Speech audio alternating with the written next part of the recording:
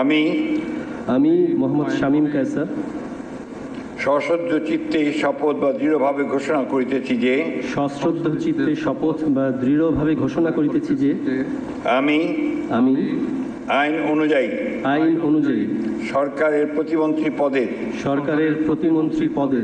কর্তব্য বিশ্বস্ততার সহিত পালন করিব।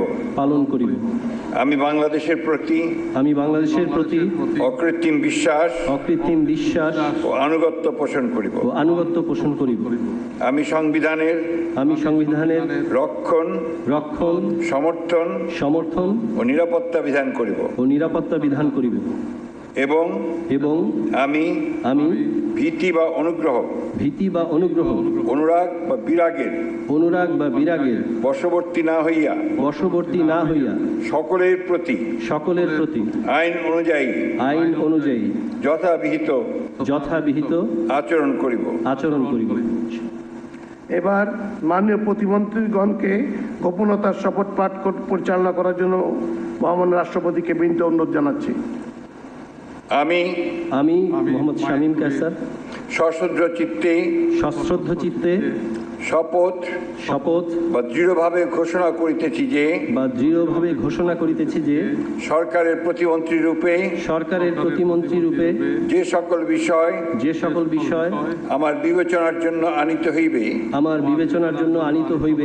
বা যে সকল বিষয় আমি অবগত হইব তাহা প্রতিমন্ত্রী রূপে যথাযথভাবে আমার কর্তব্য পালনের প্রয়োজন ব্যতীত প্রত্যক্ষ বা পরোক্ষভাবে কোনো ব্যক্তিকে জ্ঞাপন করিব না বা কোনো ব্যক্তির নিকট প্রকাশ করিব না।